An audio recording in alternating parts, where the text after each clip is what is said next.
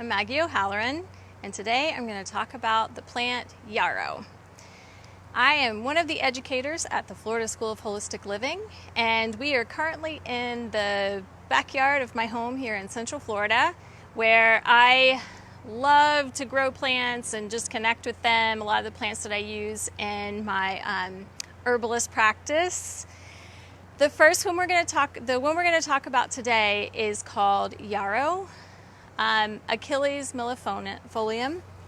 And if you have any questions, comment below. I'll try to answer them while we're live. If you're watching this recording, I'll try to get back to those comments as soon as possible, I promise.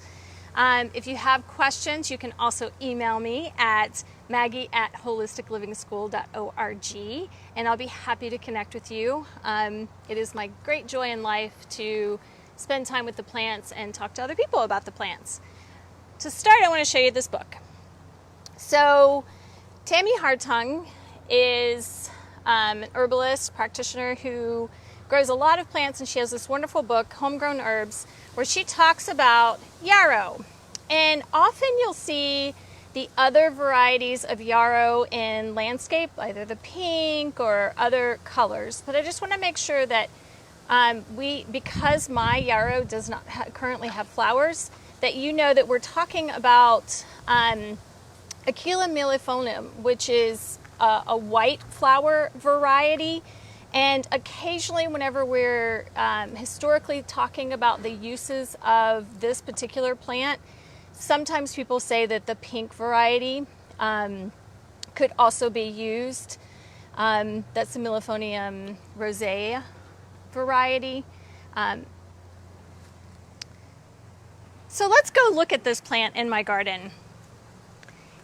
You may have seen yarrow growing in other climates, maybe mountainous regions of Colorado or Utah, and often you'll see it growing 3 to 4 feet tall with a long stem and little leaves sort of alternately across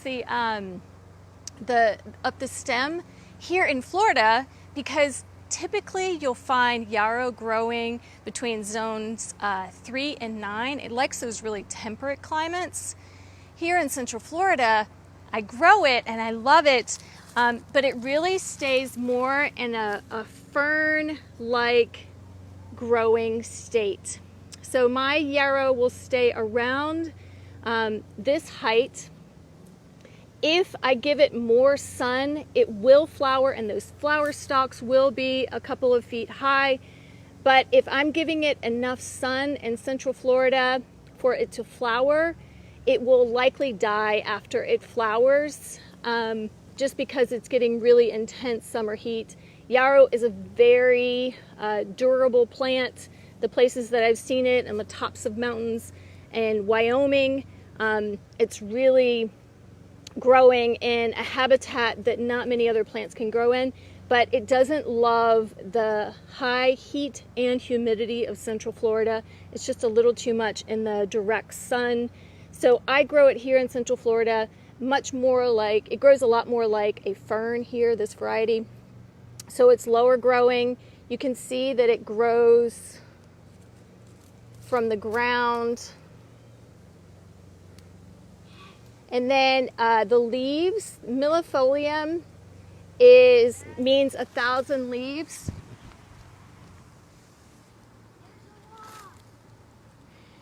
And this is one leaf. This is one leaf of the yarrow. And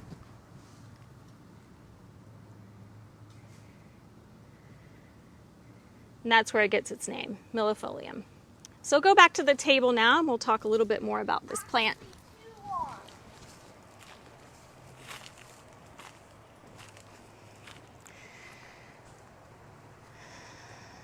This plant has been historically used in those temperate climates all over the world. Rosemary Gladstar, one of my herbal teachers and the teacher of my herbal teacher Emily, says in this book that she believes that yarrow is one of the most commonly used herbs in the world. and this is coming from Rosemary, and I believe almost everything that Rosemary says. So it has this wide variety of uses. It is a styptic, antiseptic, anti-inflammatory, astringent. Yarrow is also known as Amphoteric. So the idea of yarrow being amphoteric is that it's a plant that is styptic, which means it helps to stop. Considered an emmenagogue, which means it can relax and bring on menses that's delayed. So we say that it's contraindicated in pregnancy, especially the first trimester of pregnancy.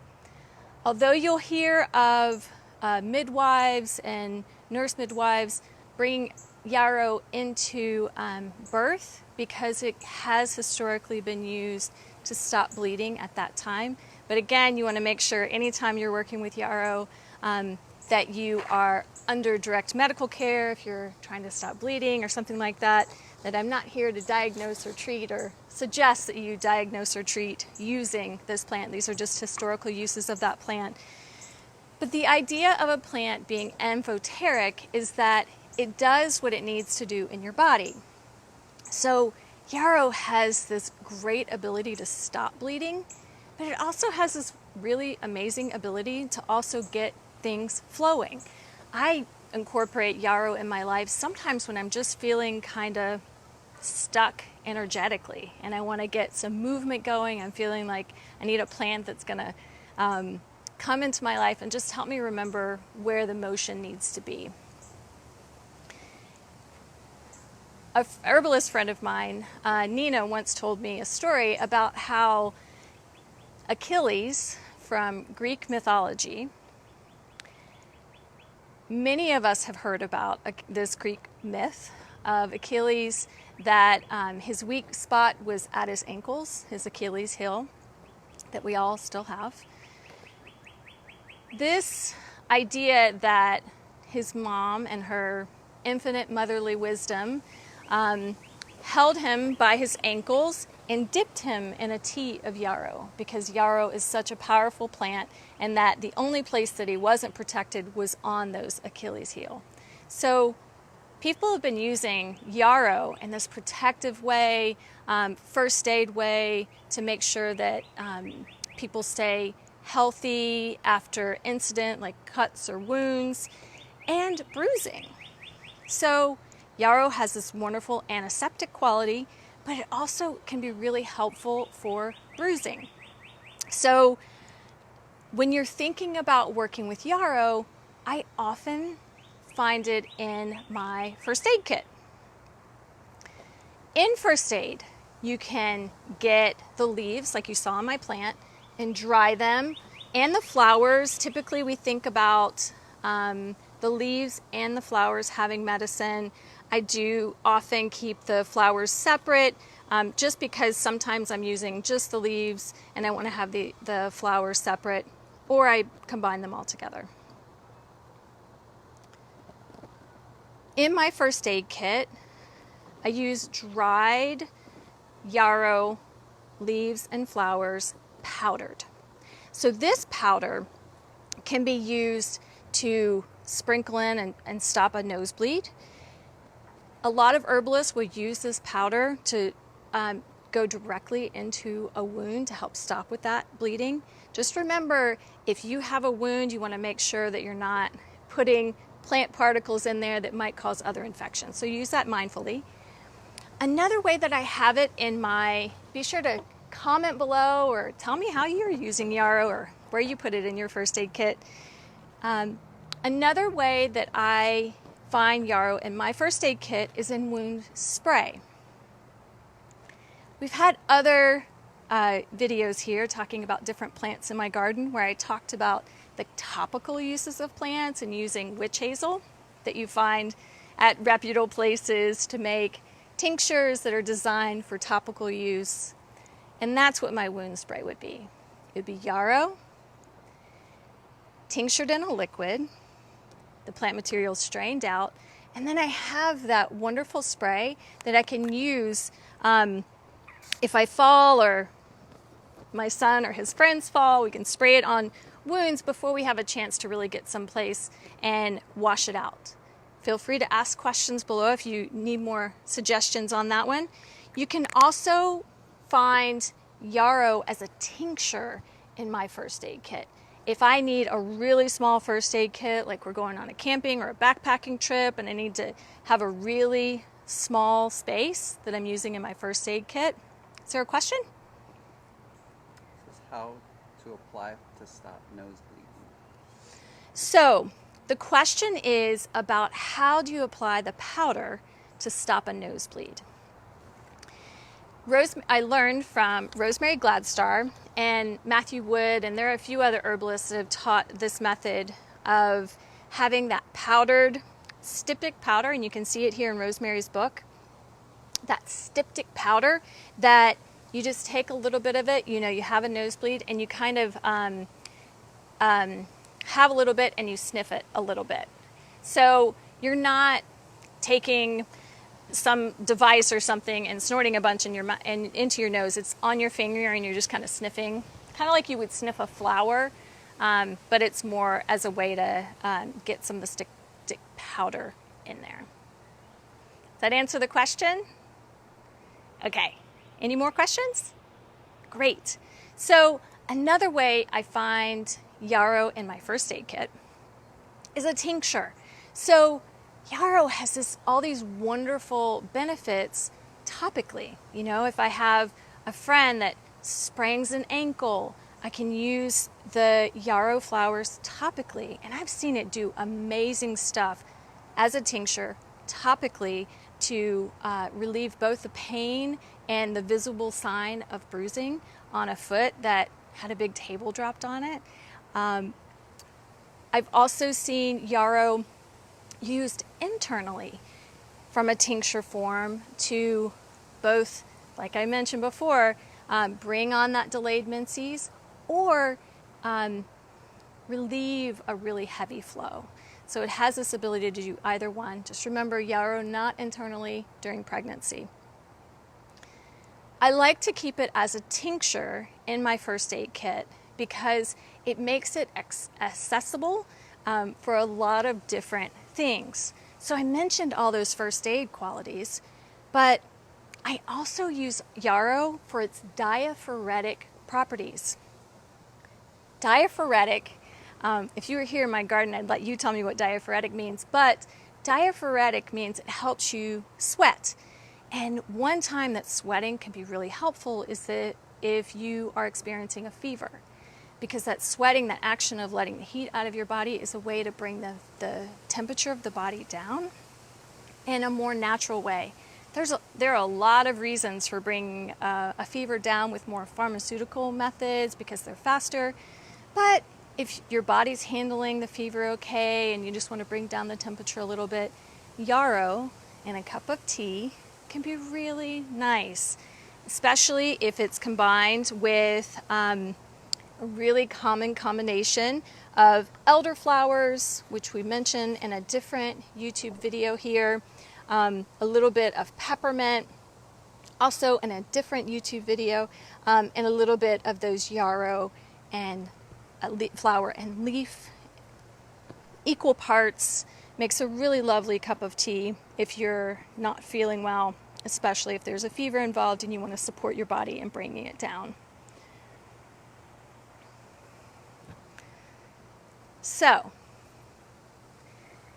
Yarrow. I like to have it as a tincture, and I want to show you how I typically make that tincture. Is there a comment below? Okay.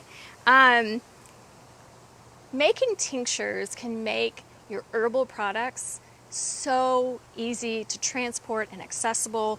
There are things like salves that my herbalist friend and fellow teacher makes that make them salves really portable, that make it really easy to use topically after bug bites and things like that. But tincture makes it so that it's accessible for both topical and internal uses. So For the Yarrow tincture, you take any jar, and for this one, I'm starting with dried plant material, so I'm filling it to about halfway. If I was using fresh material, like when I made this tincture, I was harvesting from my yard. I was just using really sharp scissors and taking some of those wonderful leaves and flowers at the time and putting it into my jar, and I filled up my jar more with the fresh plant material. But when it's dried, you want to fill up your jar about halfway. And then you want to add an alcohol that, generally speaking, is more than 40% alcohol. So if I have an 80 proof vodka, then that's 40% alcohol. So you just half the proof. At least. There are some plants that really higher proof alcohol work better for you, and some that 30 to 35 would be okay, but typically speaking, having that 40% really strong alcohol is plenty.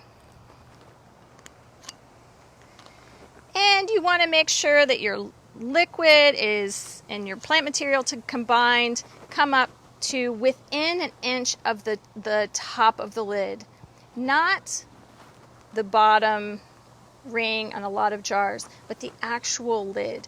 You want as little air as possible inside that jar, because the more air you have, the more room you have for things like mold and fungus to grow that you don't want in your jar. That's it. I shake it, I love it, I dance with it. Some people like to write intentions on their tinctures. The most important thing for any tincture that you're making is to make sure you label it. I have a section of shame where I have jars I'm not really sure what's inside. All the leaves look really beautiful floating around in there, but I'm not really sure what's inside. So make sure you put the name of the plant material that's inside, and I like to put the date. Most tincture recommendations, or making tincture recommendation in this folk method where I'm not really weighing anything, I'm not putting it in a blender, I'm not using percolation methods, I'm just adding alcohol to plant material and shaking it, let it sit for 4 to 6 weeks. Then I'll strain it out and I'll have a tincture ready to go. Refill my first aid kit with my Yarrow.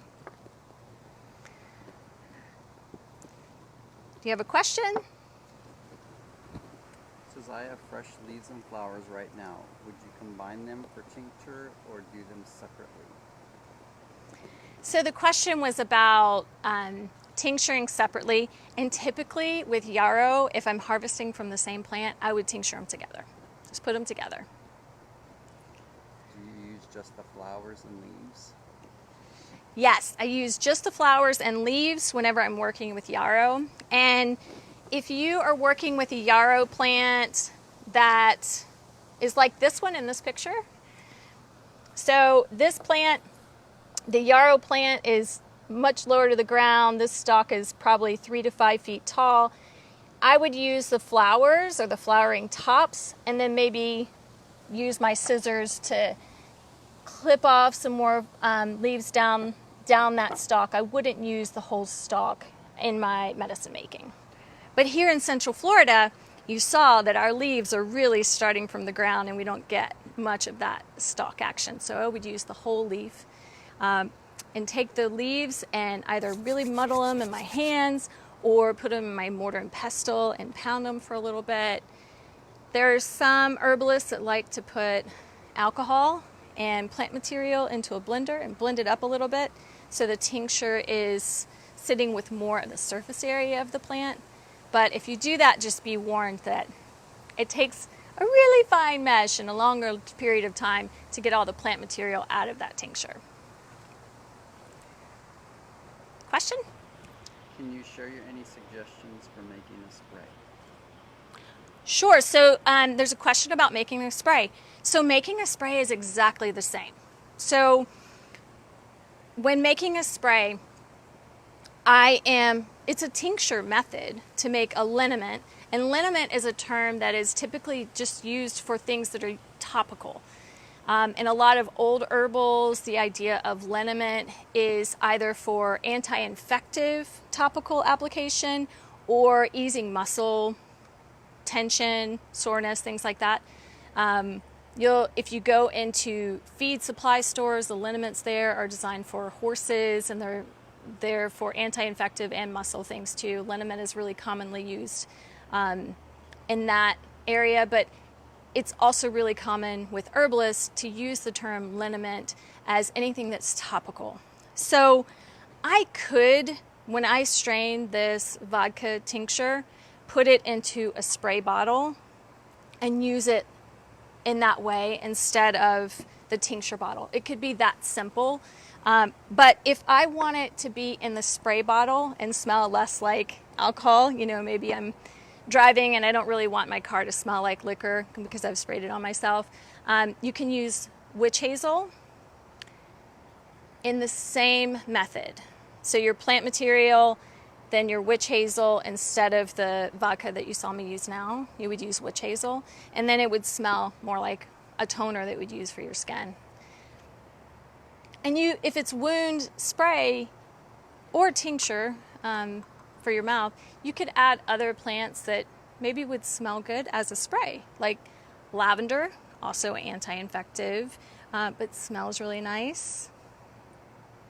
Rosemary. Great questions. Any more? Another question? Yeah. I have heard that white yarrow are more medicinal. Is it okay to use yellow yarrow? So, great question. So, typically, whenever I'm talking about yarrow, I'm thinking of the white flower variety, like you see in Rosemary's book here. The white flower variety. There are other herbalists that say that the pink variety is okay, but we all agree not to use the yellow. Great question. I want to keep everybody using what has been historically used. And the Achilles millefolium is the one that, or the white flower is the one that has a long history of use in first aid and Achilles and the Greeks. Any other questions? Great. Thank you for the wonderful questions. Feel free to comment below. If you're watching this and recording, comment any questions you have below, or reach out to me at maggie@holisticlivingschool.org, and I'll get back to you as soon as I can. Or comment below this video, like this video definitely, subscribe to our channel to make sure that you get all of the Materia Medica videos that we're doing during this season. I'm just really loving having you in our garden. Thank you for being here today. And question? Yep, squeeze them in. Yeah. Could this help with hemorrhoids or with colon bleeding? So I don't have any personal experience with colon bleeding, and I can't think of a study that I've read about that specific use. It makes sense that it might be supportive in that in a protocol with that, but you'll need to do more research on that. I do know that I know people personally that have used yarrow in that topical form, along with plantain, which is another plant that we talked about in a YouTube video, so check it out. So topical preparation, yarrow, plantain, and then used topically for hemorrhoids. It can be really effective in that way. Great questions. Thank you for being in the garden today, and we'll see you next time.